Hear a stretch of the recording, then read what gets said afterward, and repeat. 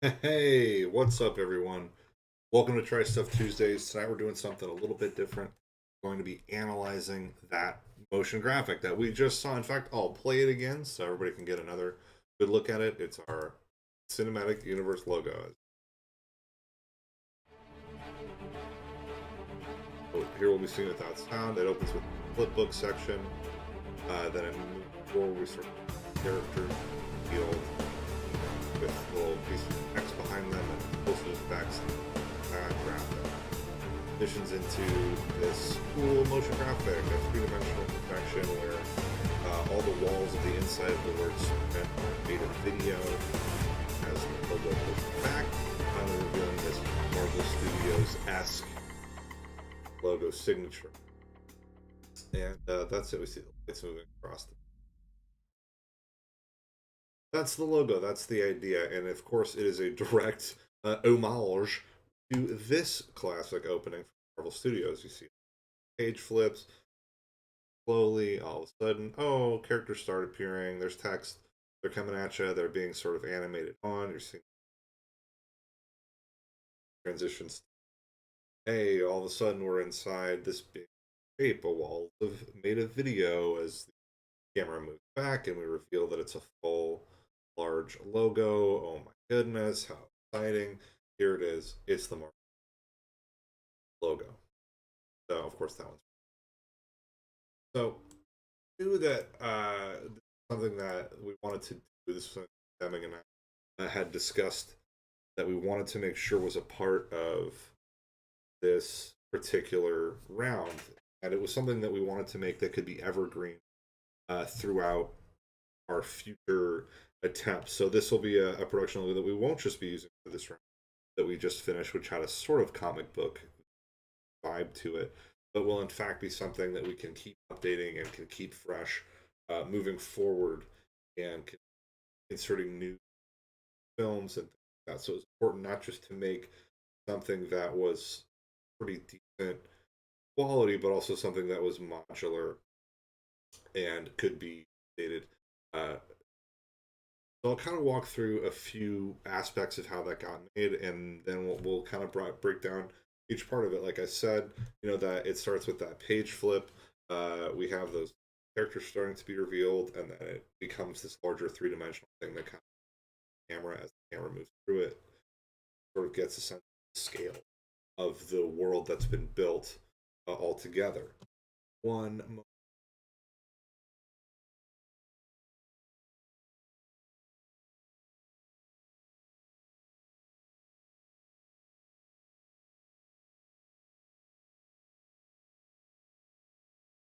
All right, we're back now. Just to talk through it, I will show you all how that. So this graphic here, and I'm showing it to you at a third resolution, just because rendering the frames out at full resolution while also live streaming is, as you can see, fairly taxing on the computer. So we can skip to different points in the animation and it will render, but it's tough to see everything about it as rendered out. So we're going to focus on that, how it gets made, and not necessarily play out any kind of edited version or anything. For our purposes here, I have basically gone ahead and made a bunch of duplicates of everything. I can show you, so I'll reopen those here. Got my style logo here. This was kind of the first attempt this in trying to figure it out.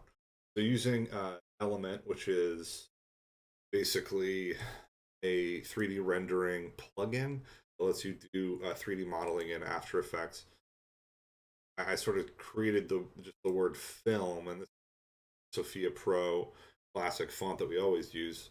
We used that font to trace the outside of the letters and apply these textures to the letters. The idea was maybe that we would rise out from this section and the camera would move back through here, so we films that had been put on each section. But early on in testing, it became clear to me that there was going to be a few issues with trying to do it this way. One of the issues was, quite frankly, Element will only let you put in so many video spaces to make as a texture, and with this shape like this, it would look like it was just going to bases count for in the fronts and the sides. And then looking at, as you can see this section here with this clip from Finger Dome, it kind of looks weird. Like it's got these cut off chunks at the edges and these weird lines, and it just didn't get painted in properly. So it became clear to me we're going to have to figure out ways to cover for that. So one thing I did pretty early on in the process was break down the beats, the actual like logo itself. So doing that, I kind of went through each section, and I'll open this back up again so I can show it.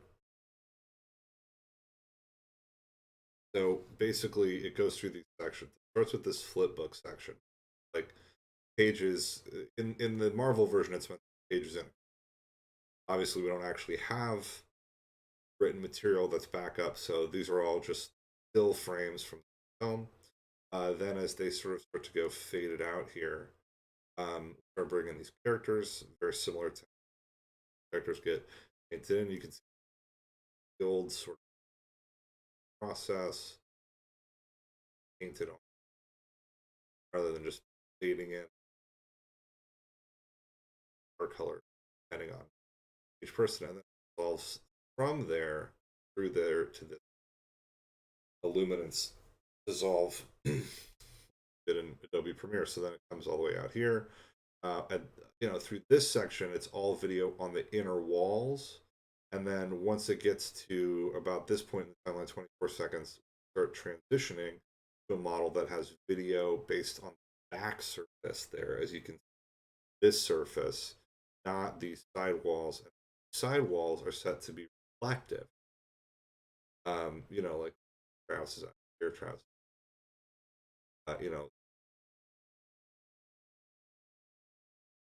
As we move farther back, those continues. Then the evolves through a few full screen images that become the back wall before finally this backdrop, which is orange, or at least is on some level meant to represent films. And then have lights move across it, lights that are so. Knowing I wanted to walk it through this entire process, I really wanted to commit to recreating every phase of this in like painfully elaborate Marvel Studios logo. This process was probably one of the more complicated projects I've ever taken on in motion graphics. It was definitely a challenge. It was definitely not easy to figure out, but once I got there, it really kind of revealed itself. So once I realized that this concept was not going to work, I went back to the drawing board, and in order to get to where I wanted to, I realized first thing I was going to bills. So uh,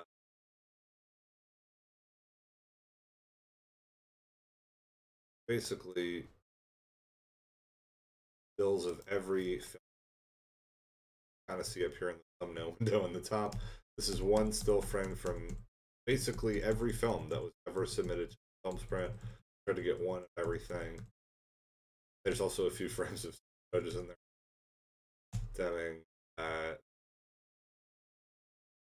Deming, but we basically tried to get.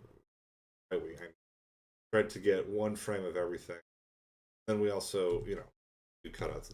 This was the first step. Once I had these cutouts, it was a matter of putting them in this formation flip book. So what this, as you can see, the way this is organized, the timeline layer, and there are 66 layers here. Each layer comes in one at a time. And here, I have these positional keyframes so that over the course of just 2, 3, 5 frames, they come in from the top where that motion blur comes from. We have and then so that kind of gives you sort of a page flippy element. Continues through all these. This is just the backdrop and coloring. That's this sort of like treatment that makes it look a little more comic bookish. as well here in effect control. So we have this filter on it called cartoon. If I turn it off, you can see this is just the actual frame from the Z9 film Snitch cartoon. Back on and show it to you. You know, it gives it outlines. It kind of just makes it look a little more comic bookish, which that we're going for. So I can show you how to recreate this real quick. This is great. What you're gonna do? You're gonna take. That's right. I was working on a 4x3 thing for our Snyder Cut challenge. BTW Snyder Cut challenge is in progress. At any rate, I would take this this element here. I would take my bills and I would place them all. They'll stack on top of each other here. Few here that are just frankly like too large because they were each captured in their or their native. So I'll get rid of that one just so that we can the rest of them.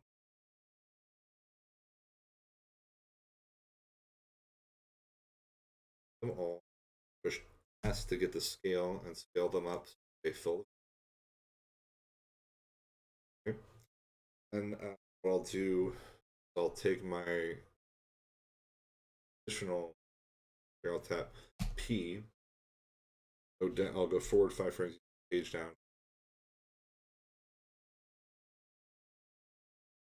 5 frames in, and I'll add position. Puts me here on this. I'll go back to the beginning, first frame. We'll set this key right out of the top of just right above top border of. Now what I have is I have every layer on here. Then what I can do, go about 5 more frames in. What I'll do is I'll hit Option Close Bracket. What that does is it sets the out point layers instead of all the layers selected. What I can then do, right click here at the bottom, go to Keyframe Assistant, Sequence Layers. That overlap duration will be okay here. What that does for me, back all my layers order. Promise it doesn't do it in the right order. So what you might do, you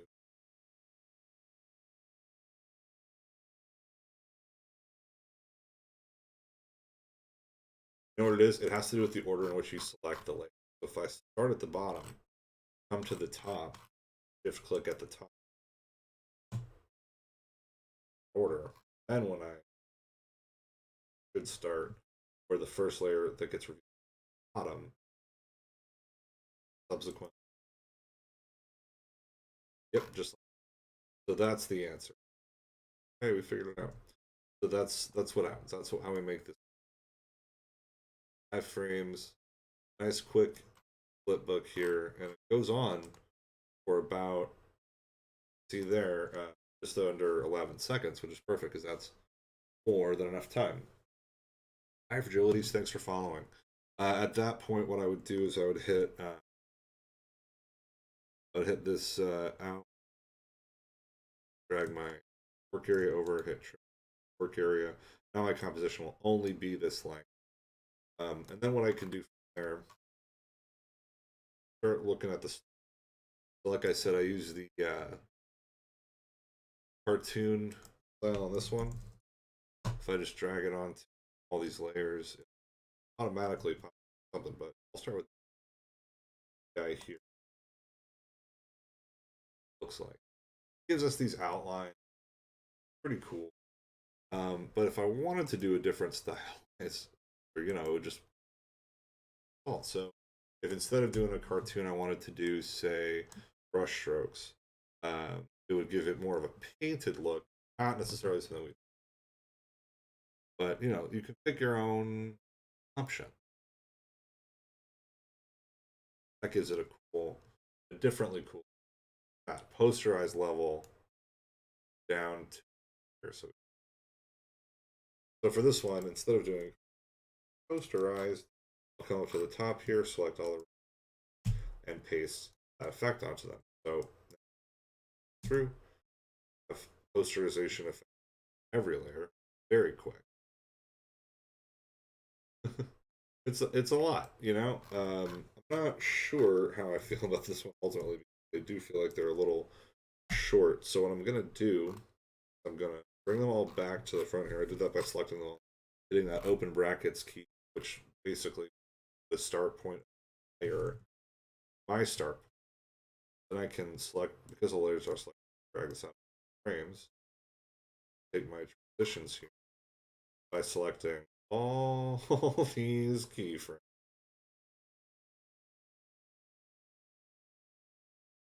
I want the second key. Drag it over 2 more frames.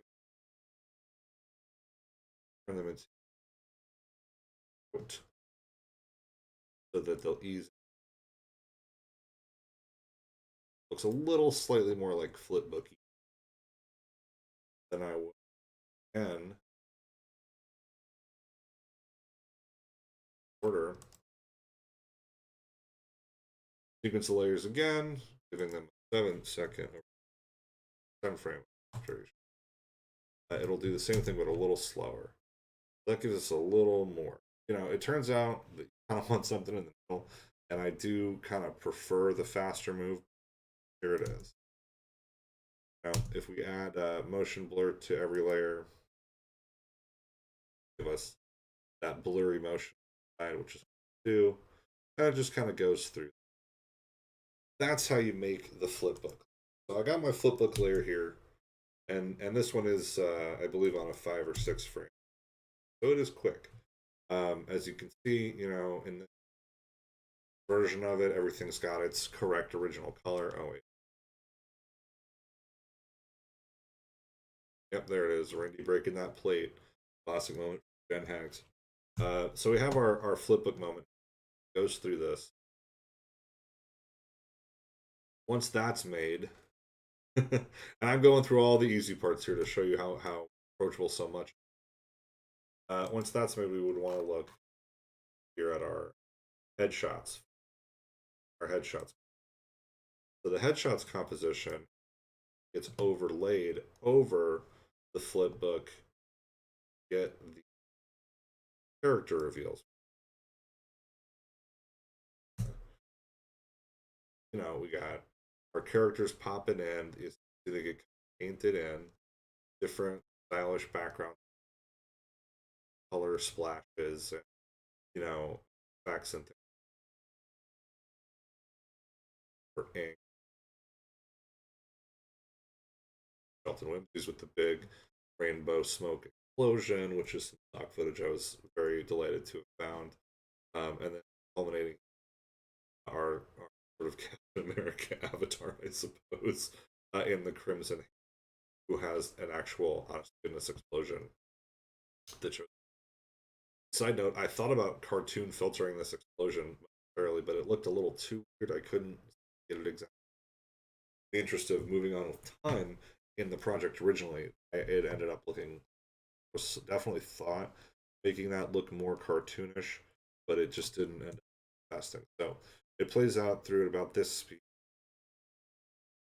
Oh, exactly. Yeah, that's the idea. When we then combine the two, oh, let me before I get into that, let me explain how this works. So what I did in doing this was I first just made this one with Karina's, and I had the character appear and move to the back. First, I didn't have the appearance of it, just the song. So what I had here was I had 2 separate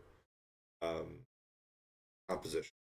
So we have this splash background, which as you can see, paint on text appearing one word at a time, but very quickly. So once that part is, that's going to be the backdrop, I can put this other layer on top that sort of getting watercolor, the way that the color spreads through her torso and across the shoulder. So that kind of, so the way that that works, I have this, this one's turned sideways for some would be, but I have this. Oh, I know why. It's because it's turned. But it was very simple. A linear wipe, a color wipe across, or just I'm sorry, a solve across, wipe across feathered edge that gives you. And I also have color filter on, which allowed me to adjust what was white paint to this sort of interesting red, which I thought. So I get that together. I build these with moves in. So all I'm doing here is I am parenting headshot. I'm parenting it at the parent for the back. So wherever I move the headshot, the background will follow. When I have keyframe set to start headshot here and move it to here, well, that's what it's going to do, and that's all it has to do. By the time the graphic gets back here, other things are covering it.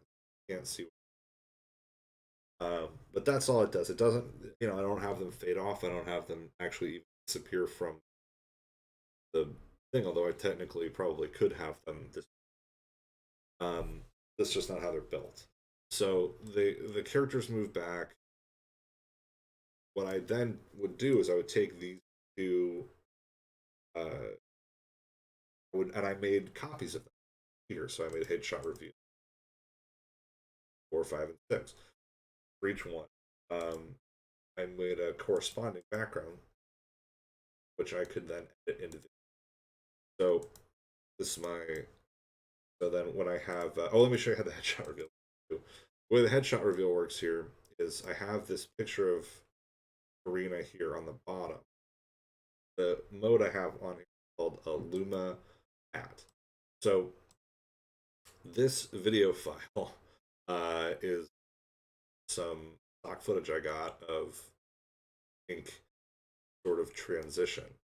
And what you can with a Luma Matte is you can tell the underlying video any place that there's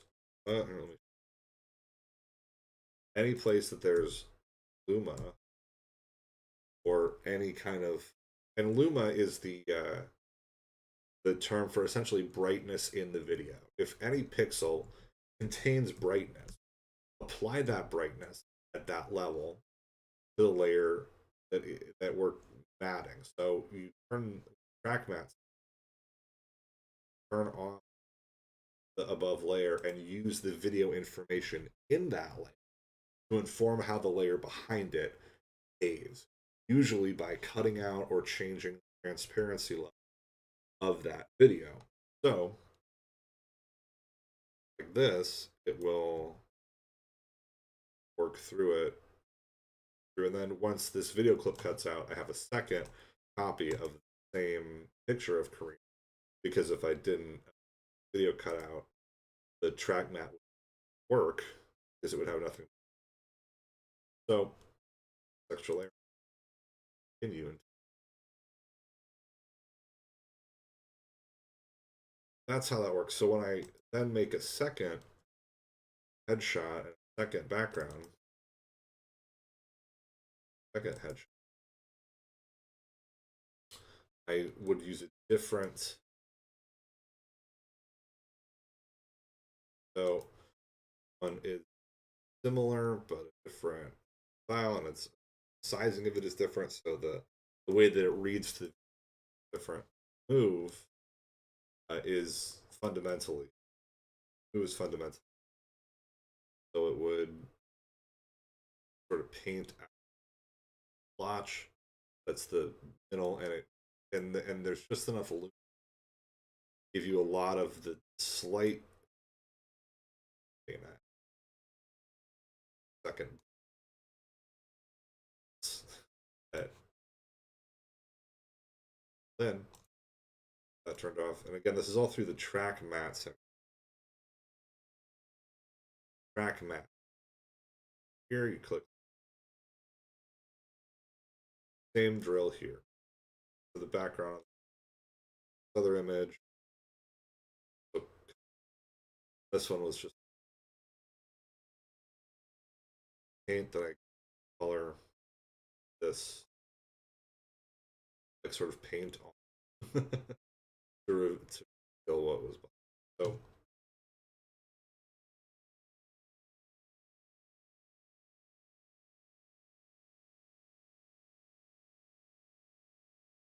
So kept going, you know, trying to get through. So the deal with these cutouts and where their shape actually comes from, I would literally just take a still frame from the film, open it in Photoshop, and erase all the rest of the footage, usually using the quick selection tool. Crop them out. We've actually done more. We actually did some of the background for that in previous Try Stuff Tuesday that you can check out how those cutouts were should still be uploaded. Got our classic What's Good Against Acid base.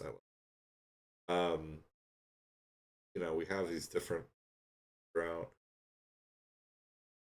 from that insane film. We have, you know, Shelton background, and that was a fun one because this it's just this cool piece of footage source that's just a big thing, colorful explosion. So that was what I got to put behind it, and it looks so fun because he kind of across from head to explosion just there. All culminates with I I got a little cheeky. Explosion is straight up footage of an explosion. Um, it's I'm pretty sure not.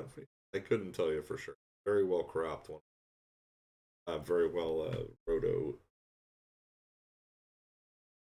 Have the reveal, and the trick with this reveal is that I actually explosion footage just from a different upside down, so sort of like floating footage. That's the idea. So when it's all put together, it gives this layer comes on, painted on, adds layers of depth that are added where the camera moves closer. There's also a little depth, sort of a little quality gives it a little more depth there. Then take this this section called page flip, add the two together. So first thing I do here is I have this adjustment layer I can show you, and the adjustment layer color filter that I've applied to this dark gray, otherwise dark gray.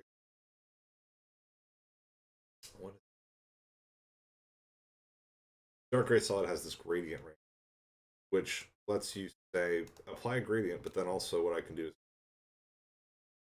the gradient over, pick where the color starts, it over time. So I have this plot that moves across it, which is our film's colors, film color. It doesn't need to move a ton, but it's a bit from slowly over the course of like those layers all get over flipbook layer.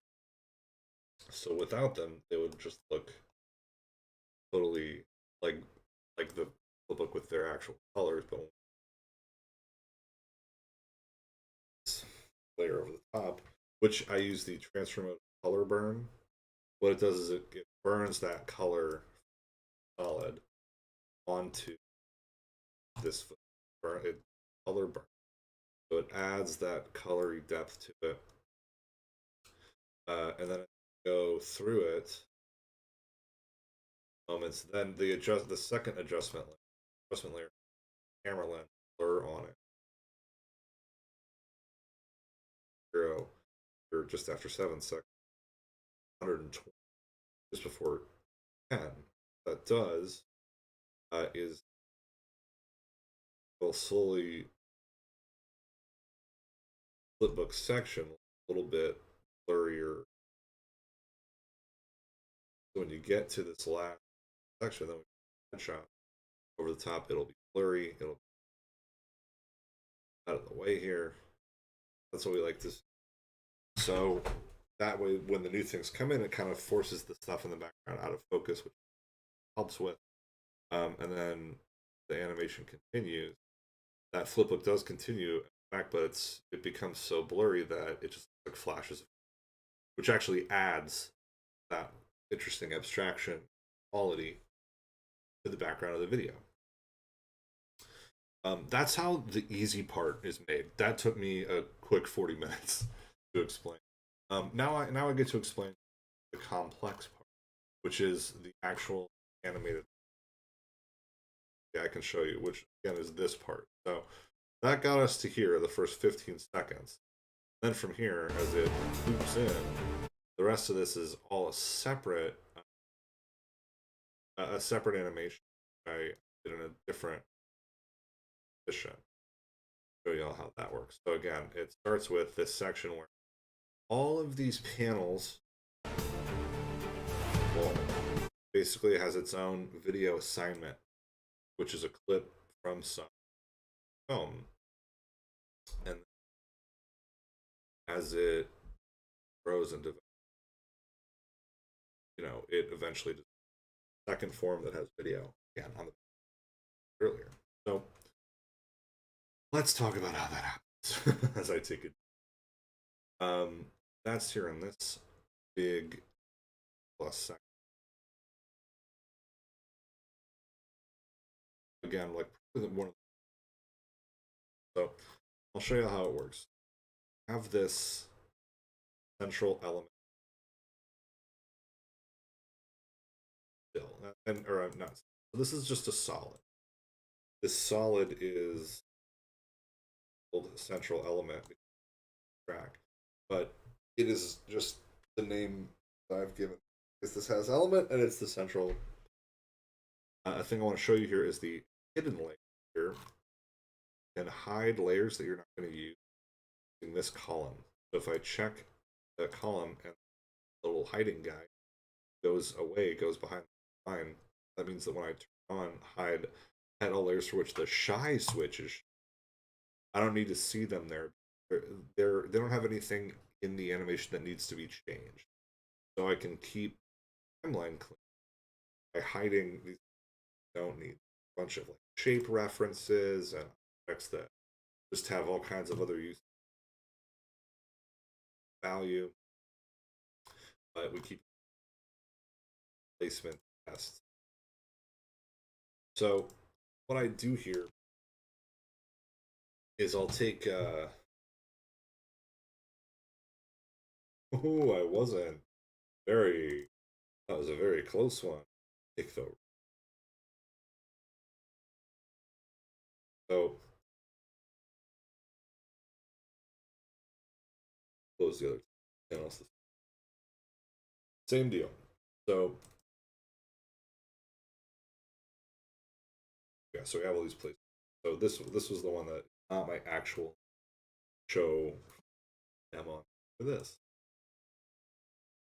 So here in the element that control one called scene setup. That's pretty much the most important window when it comes to building. I can show you kind of how it works before I get into it. Just separate So before, just to help you understand before I get into version of this. So element is basically and what it uses shape layers or text layers to create the like the different shapes that it extruding them. That means so. Say I got my shape.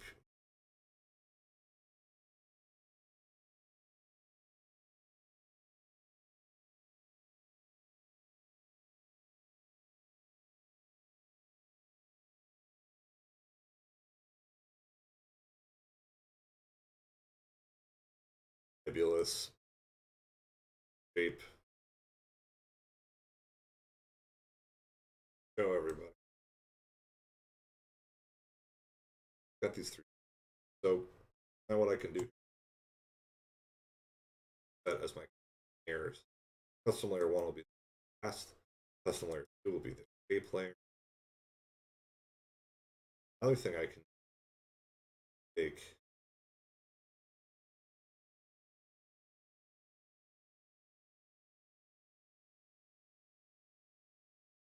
yeah, let's say I took this custom texture app, specific layer texture. So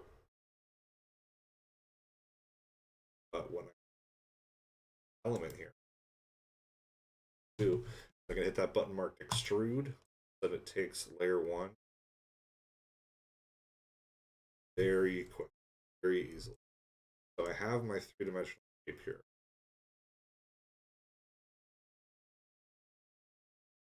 It's dropping that on.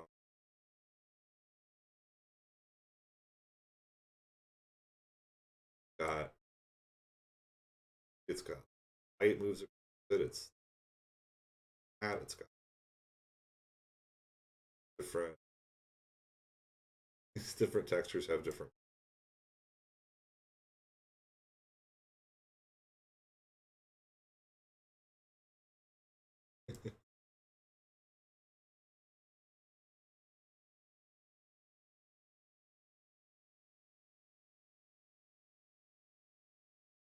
Another thing you can change what the model extrusion is. So custom, go to custom path two. Oh, I got this weird comp shapes. Say why it looks like that. It just that lets me do the same.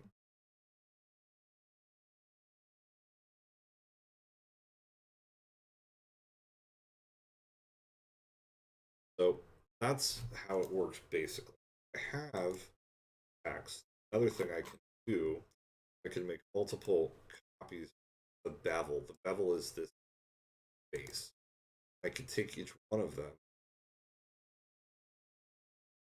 So that lets me do stuff like borders on things, whatever I wanted. Pretty neat, pretty exciting.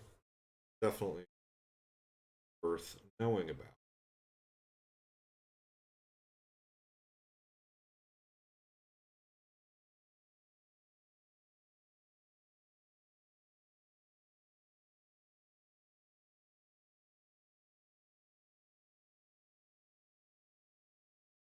About that one. Yeah, you can basically have it apply, which is something I really had to fool around with in order to figure out I wanted to shapes that once I have like this is basically how it works. You can make these shapes, you can add like flat surfaces. If I take this plane model, what I can then do, I create it,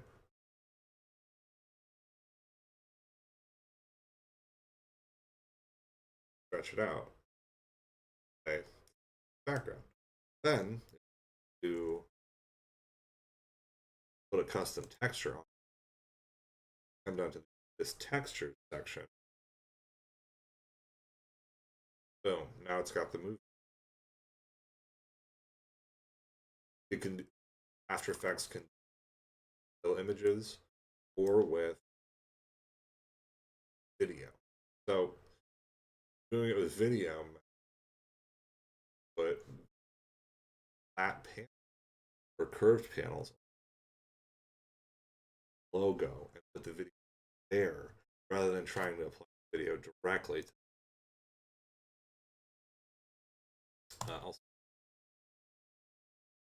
so here in this graphic, now I can show you the complexity of this. So first off, here on our custom layers, that like all these custom texture masks, different logo, specific shapes like curve arc, are early. Also have custom texture maps. It only gives me 10 and I all 10. That works. So come into Element, set up the file. It'll show you something like this. In this case, you can actually see most of these are still on placement. The card, says what placement that sequence is because the video hasn't appeared yet. The reason the video hasn't appeared yet because it's not yet necessary what we're trying to show. You can also see that some of these video clips look a little warped. That is to try to ensure that they have the correct perspective relative to the camera rather than having a flawless aspect relative to their own actual. The idea was to make sure that they looked good to the. So what happens here, I can kind of walk you through. There's a lot of people checking. So we have our shape, our box. That's the box. Without it, all the rest of this kind of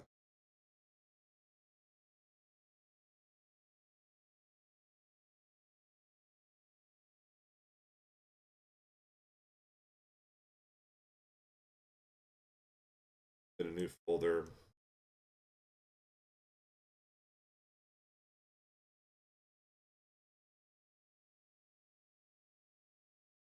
I could do this is just the box. I can show you how that's made.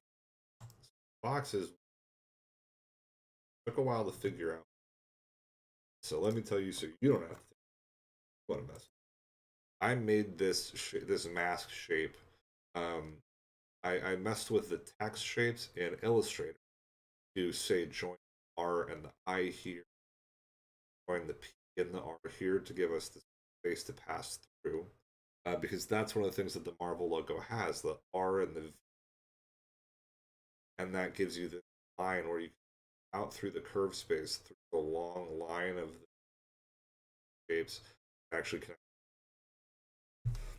Pretty cool and works really well. But it doesn't, we don't always have that. So for this, I had to kind of fudge it. And this is a font I'm told that approximates the actual font used. I put this big shape on the outside, the effect of having all the green areas are where the shape needs to come into.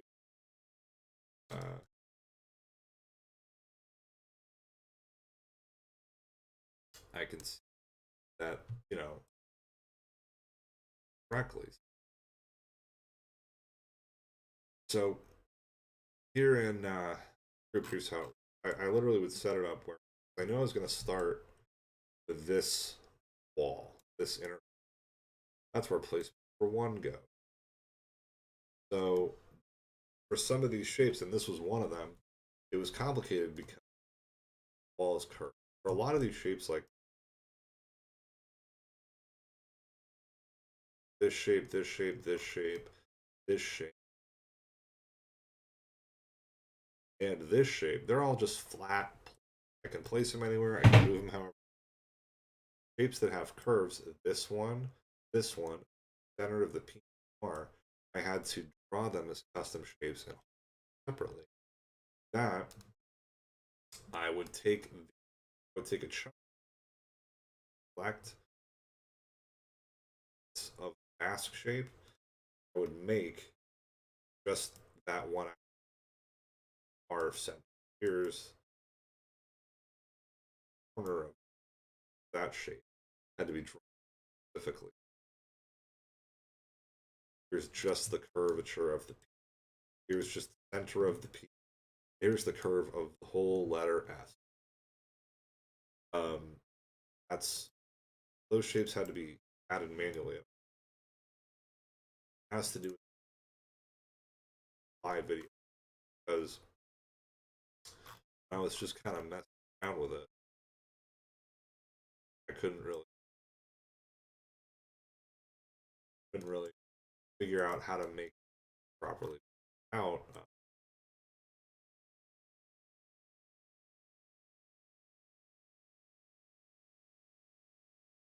I tried to take, say,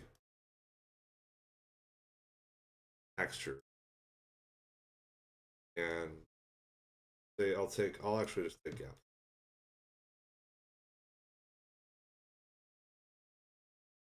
As to apply this texture that we're catching the, it wouldn't really apply properly on the sides. Here on the outside, it's vertically correct, but so messing around a little that one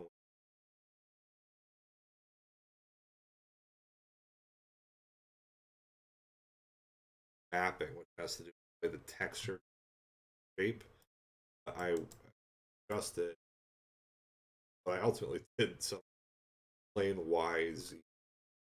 That lets, and this in this case it's being repeated a bunch, but that doesn't work for this curve. Plain it doesn't work for the curve XZ.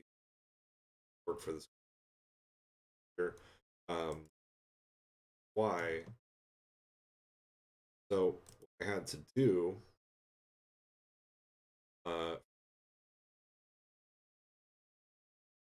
That looks. What I did instead was I looked at shapes. So I have my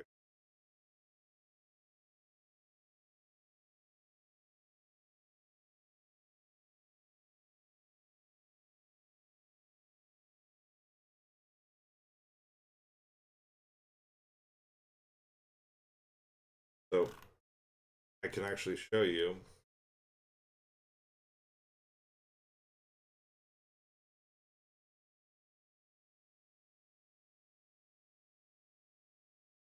Shape of it. Got this curvature made to fit into the video. Only works on this look right surfaces. So it's meant to fit right into this spot. See, it doesn't meet the whole end of the thing. That doesn't matter because it's not seen. So we only need to consider also things to appear. That's the same reason the side base here by Rachel said here appears to kind of be in the because get here it looks more correct, way bigger, but it looks right. You know, this is the edge of where we this is, you know, the video. So as it comes back, get kind of what we're aiming for. So yeah, building it out matter of painstakingly using each one of these shapes, curvature, excellent curvature. This sticks out curvature.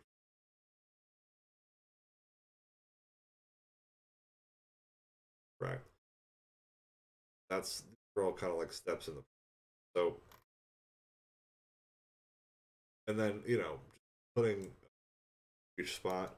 This one is split here, and then this one splitting it in. But what I would then do is I went into my these that temporary compositions, and in each placement, I just put video for when the section was. So, this first part, it gets the clip, it falls cuts to this shot from another Wolfman, which we only need about 11 seconds of, but I just left.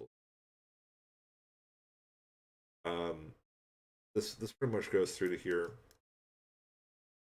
Yeah, for most of these placements, that's kind of the idea. So this one we didn't use the actual video space, so I kind of can find it. It's bigger, more of the video visible, because in this first like pass out, we only see that's the only place I tried to focus on, so that I was fill the frame correctly. Guide here, placement purposes. And it, well, so as this kind of follows as the video. I made one of these, making sure the right place correctly oriented, specifically the parts of the frame we actually see on camera, virtual camera. That's pretty much the idea. That's the whole point. This one's a wall that comes way at the back. Some of them, these are very easy because they're just lit for that entire section. For some of them, clips. Bus was right.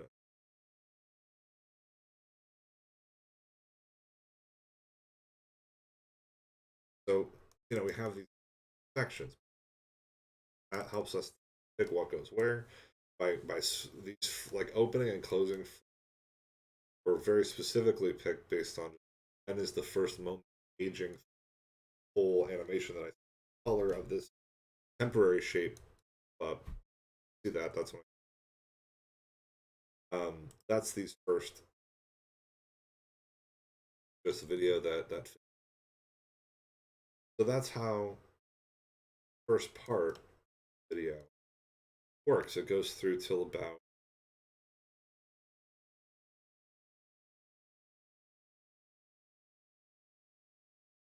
by this point it started to move. That's where the fade is. The transition overlap here. So you can see here on the timeline these layers. So this is the kind of beginning of this transition where I go from here's the video on the walls to by the end of this transition fully here's like the video on the background. So that's a separate copy of element. And what I did was I waited duplicate what are ultimately three versions of the same. They all have the exact same positions. This is this one, for this one, and for this one there. They all happen at the same time in actual time, regardless of when the clips start, so that I can transition between the second of the three versions of the shape. I can this element up, but it's much simpler. Oh boy, I might have overtaxed the system. But no. Okay, so yeah, this one's a little simpler. It's just got these shapes. For these, rather than a full, uh, you know, video walls, I took this shape that we and as go on my model here. This is just the video that plays behind. And over the top of it is I have two layers, so it's got the black still there, and then I didn't have this. I wouldn't have this nice activity, which I can put back, which I dialed into very specific reflect.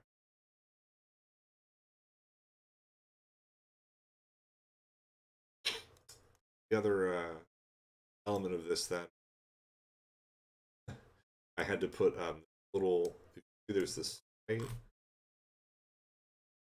edge here. That is this extra box model I had to put on here because when I didn't put it on the outside, getting reflected video on the outside, put these extra squares on same texture the outside. That gives me full for poke. But otherwise, the insides here are all just straight up chrome video background. Easier edit because what that that involves is just one placement, which when I in order to make sure I figured out where I was placing things within it, I took the actual cutout and laid it over so that I knew generally where I was putting things.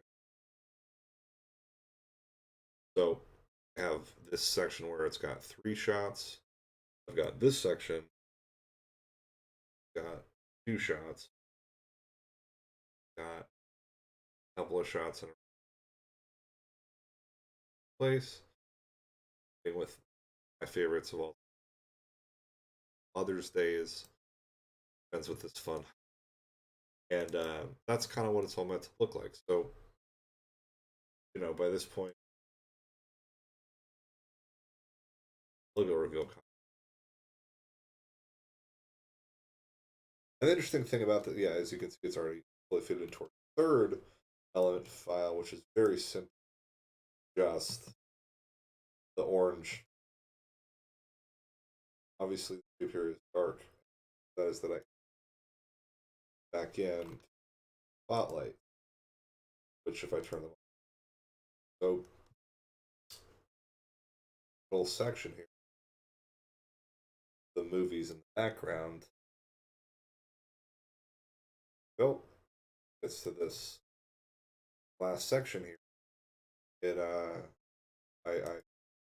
oh, because all the moves have the same positional keyframes, they all move at the same exact way. So no matter how many copies I make, the look of element, as long as I'm using like different, but I'm not sure, they'll evolve from one with like perfect smooth. Obviously, approach big parts of this camera move rather than keyframes to how they're rotated, but quite frankly, really struggling with the camera moves.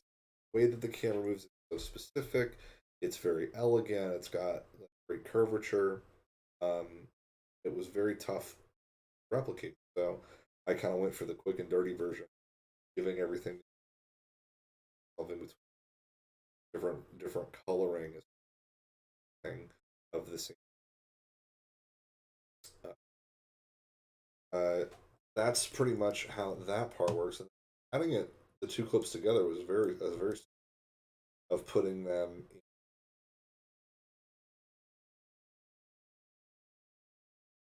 I'll placement project. I'll open up.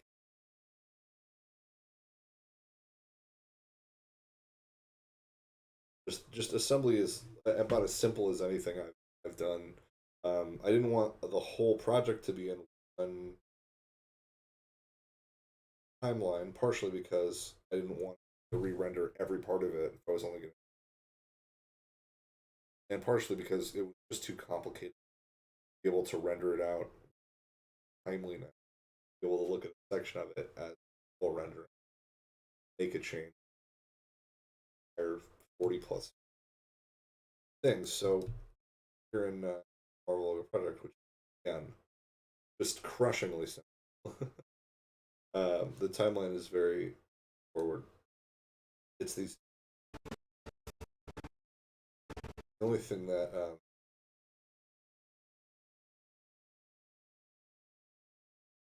I'm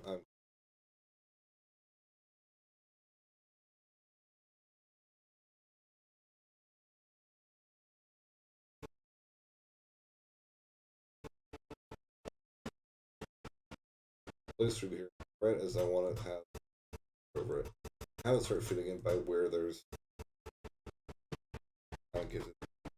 Well, it's not a full dissolve, but it's kind of thing goes to this, and because there's a light in this composition after, it actually lights up this corner last with that light, and that's why the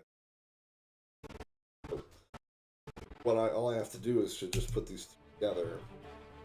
Out so it actually still won't play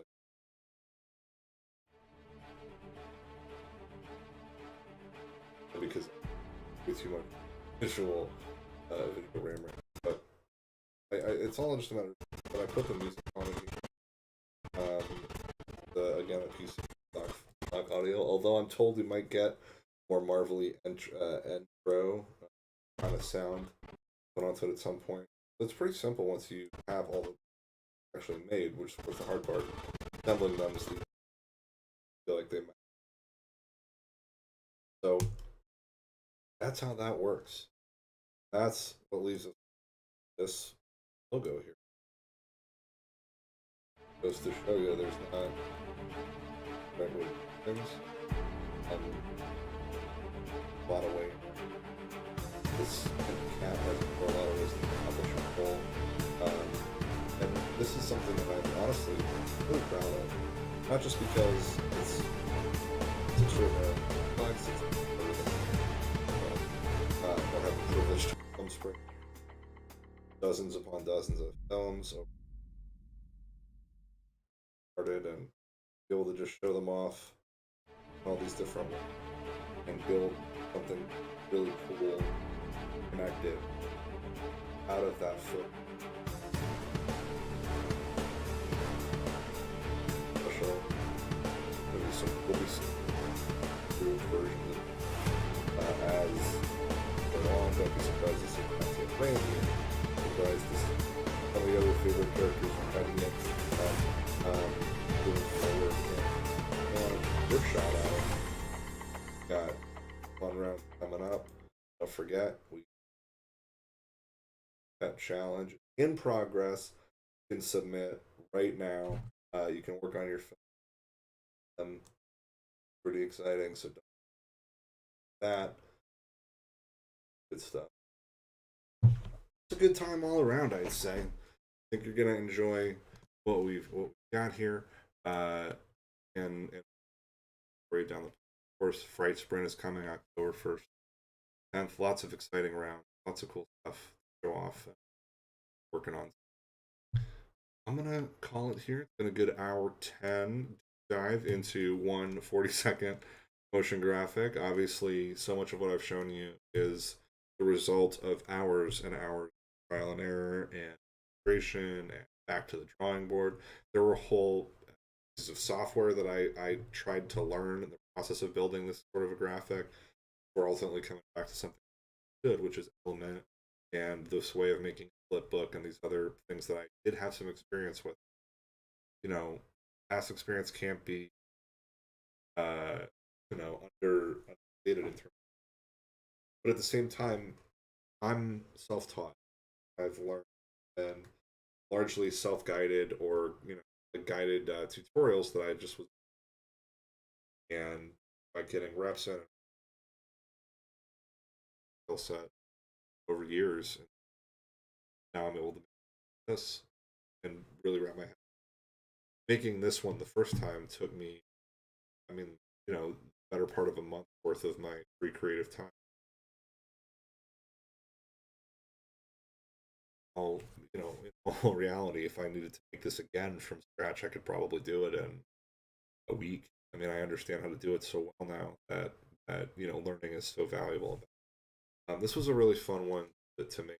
Like I said, and continue to say, probably one of my favorite things I've ever worked on today. Keep growing in that capacity. This is such a fun project. The Film Sprint is such a wonderful and important part of my life. I'm so grateful to have it. Have you all here venture with me as I look and see, oh my goodness, 150,000 viewers. Thank you all for following along. I've been Jeremy. This is the Film Sprint Twitch channel. This has been Tri